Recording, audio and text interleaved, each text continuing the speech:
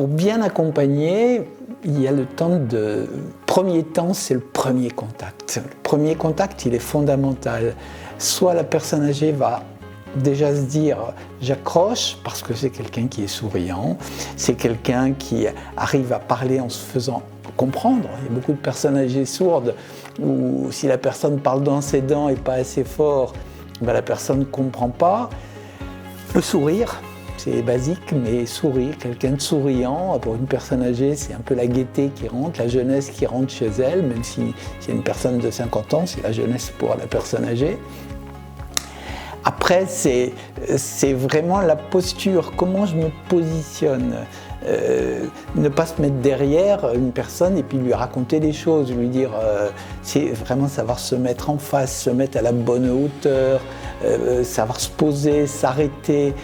Moi, je sais que j'ai toujours eu, en tant que médecin, j'ai toujours eu le genou à terre, donc j'avais toujours mes pantalons, il y avait un côté, parce que c'était toujours le même genou qui était usé, voilà, parce que j'étais toujours à genoux.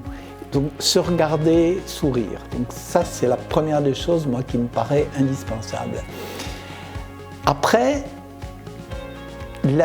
l'auxiliaire de vie est là dans le domicile. Elle a d'abord une chance extraordinaire, c'est qu'elle est chez la personne. Et chez la personne, on comprend plein de choses. On comprend un peu qui elle est, par son environnement, par les murs, par les photos, par les souvenirs. Donc il faut être très observateur et cerner les choses. Et ça va permettre tout doucement de comprendre l'histoire de vie de la personne, comprendre son projet de vie et aider la personne à rester dans son projet de vie, parce qu'il y a un projet de vie, quel que soit l'âge. Donc l'aider à ce côté-là. Donc c'est toute la différence avec l'auxiliaire de vie ou l'aide-soignante qui est à l'hôpital ou dans un EHPAD. Il passe à côté de beaucoup de choses. Il ne connaît pas la personne. Moi, je me rappelle avoir vu une dame qui a fêté ses 100 ans en soins de longue durée. Il n'y avait aucune famille. Personne ne connaissait son histoire. On ne savait même pas ce qu'elle avait fait dans sa vie. Enfin, moi, j'ai trouvé ça épouvantable de perdre son histoire de vie. Donc voilà, là, le domicile est une chance. On est dans l'histoire et donc on a plein d'artifices pour comprendre l'histoire de vie. Tu vois une photo, je sais que moi souvent l'exemple d'une vieille dame qu'on avait en soins de longue durée, qui était Alzheimer, très dégradée, agressive, criant, et le personnel ne la supportait pas. Jusqu'au jour où on a appris qu'elle avait été championne de moto dans les années 30. Et le regard des soignants a complètement changé. Ils l'ont considéré, ils l'ont valorisé, ils ont su reparler de tous ces événements-là. Parce que même quelqu'un qui a des troubles cognitifs importants, les éléments marquants de vie, on les oublie. On ne les oublie pas, il reste quelque chose. Même s'ils ne peuvent plus parler, on voit un sourire. C'est comme une chanson, une personne âgée, elle ne sera plus chantée, mais elle sera fredonner un air qu'elle a entendu il y a très longtemps. Donc tout doit être fait pour valoriser la personne, utiliser son histoire de vie pour la valoriser, qu'elle se sente reconnue et pas simplement vécue comme une personne dépendante, incontinente, grabataire, qui ne sait plus marcher.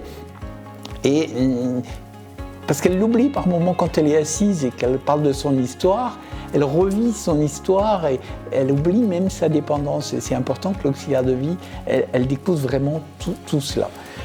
Donc, la chance toujours de l'auxiliaire de vie, c'est qu'elle est très présente dans la vie quotidienne. Ce n'est pas un intervenant comme le médecin qui vient une fois tous les 15 jours ou tous les mois, comme l'infirmière qui vient à certaines périodes ou faire une prise de sang. Là, c'est quelqu'un qui est dans la continuité de la vie de la personne. Et donc, de par cette continuité, elle va rentrer dans l'histoire de vie de la personne. Et ça devient un acteur de l'histoire de vie, une confidente, quelqu'un, si ça ne va pas un matin, on le sent tout de suite, et l'auxiliaire de vie, elle va dire « ça ne va pas ». Moi, je sais qu'à l'hôpital, j'ai m'appuyé beaucoup sur les aides-soignantes, qui étaient l'équivalent, je vais dire souvent à l'hôpital, de la personne qui est au plus proche de la personne, et l'aide-soignante me faisait des diagnostics parce qu'elle nous rencontrait et elle pouvait me dire « Madame Untel, elle n'est pas comme d'habitude. Ah, je trouve que son ventre est gonflé, mais pas comme d'habitude. » Et elle faisait quasiment un diagnostic de rétention aiguë d'urine et ça l'a valorisée en plus. Donc voilà, tout l'enjeu est là.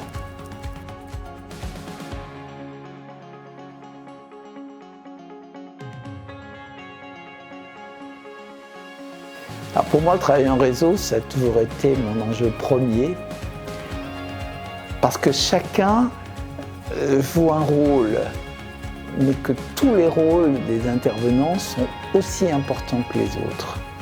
Et ça, il faut en prendre conscience. C'est pas parce que quelqu'un a fait 12 ans d'études et un autre n'en a fait qu'une année, mais tout le monde est important et chacun a des choses à apporter à l'autre. Pour moi, il ne faut surtout pas qu'on travaille en ce que j'appelle en tuyau d'orgue, où moi je suis là pour le côté santé, moi je suis là pour le ménage, moi je suis là pour le pansement. Non, c'est pas vrai. Tout ça est complètement lié. Tout ça est complètement imbriqué. Donc ça veut dire qu'aujourd'hui, l'auxiliaire de vie, elle a un élément en plus des autres, c'est qu'elle est là très souvent. Donc elle va repérer pas mal de choses et il ne faut pas qu'elle les garde pour elle. Elle doit transmettre. Il ne faut pas qu'elle ait peur de transmettre, de dire je ne suis qu'une petite auxiliaire de vie, je ne vais pas m'adresser au médecin. Donc il faut qu'elle puisse parler. Si elle n'arrive pas à parler avec le médecin, elle passe par, dans l'équipe, s'il y a une coordonnatrice d'équipe, elle va passer par la coordonnatrice d'équipe. Mais il faut qu'elle ne garde pas pour elle les informations qu'elle a repérées. Gros enjeu aussi pour moi, c'est qu'il y ait un projet partagé. On n'est pas là chacun pour faire une chose, donc il faut définir un projet partagé entre tous les intervenants. Et ce projet partagé, il faut se voir. Moi, je suis convaincu qu'il faut absolument avoir de temps en temps des réunions de synthèse. Moi, je l'ai vécu dans le cadre des réseaux de santé, et la réunion de synthèse permettait à chaque acteur de se rencontrer, de prendre le temps, de s'asseoir, de réaliser que chacun amenait des choses importantes. Et l'auxiliaire de vie, elle se valorisait là, parce qu'elle se rendait compte qu'elle amenait des choses que les autres n'avaient pas vues. Donc ce projet partagé, il est fondamental et il faut arriver à le définir. Et il peut être évolutif. D'où un premier projet partagé, je dirais 3 mois après le début d'une prise en charge, puis après peut-être le refaire 1 ou 2 fois par an, à définir. Enfin, pour moi, ce qui est vital, c'est de vraiment réaliser que chacun a une compétence, chacun a un regard, que ce regard, tous les regards sont importants, il faut les partager à un moment donné, ça sera pour le bénéfice de la personne et ça sera la reconnaissance de chacun des acteurs au travers ce travail conjoint.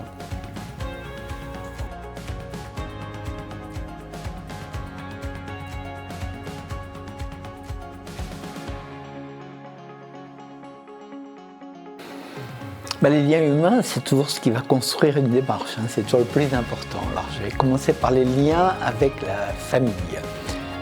C'est certainement ce qui est le plus difficile et qui suppose que l'auxiliaire de vie ait plus de formation qu'elle est. Alors, il y en a qui l'ont naturellement, le tact, sentir quel rôle on a.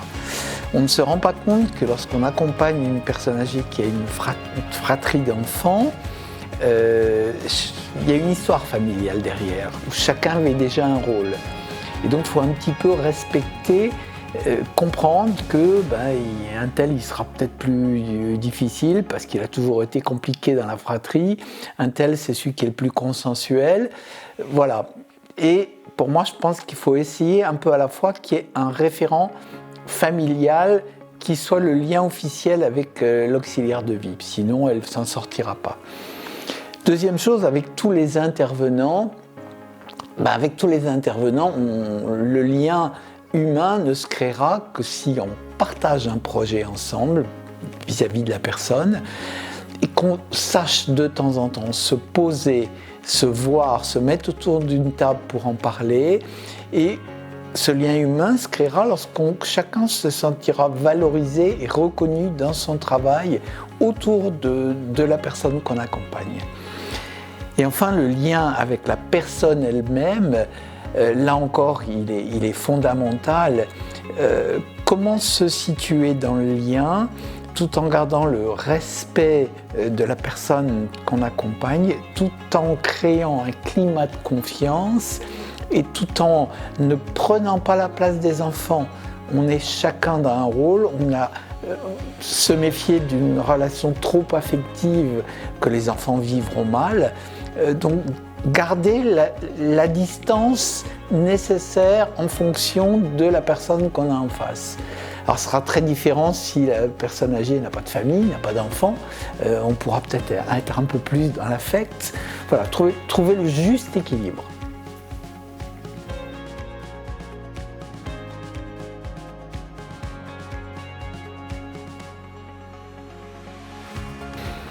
Alors, toujours moi, tout seul on va vite, ensemble on va loin.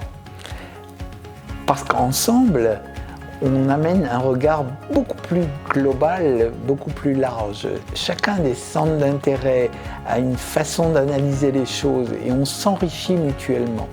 Et c'est cet enrichissement mutuel qui va permettre à l'équipe d'auxiliaires de vie d'être reconnue aussi par rapport aux autres intervenants.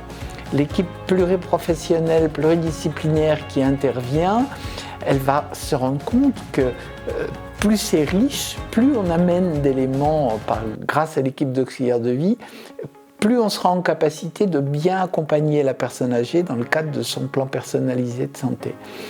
Donc le gros enjeu pour moi, il est là, avoir un regard global d'une équipe pour vraiment aider l'ensemble de l'équipe pluridisciplinaire, même si on va reconnaître qu'il y en a un qui est un peu plus le référent principal parce qu'il a un feeling qui passe mieux avec la personne, le bénéficiaire. Mais c'est tout. Il a le feeling, mais les autres, il ne faut pas qu'ils perdent tout leur potentiel d'observation en plus pour aider dans le projet global.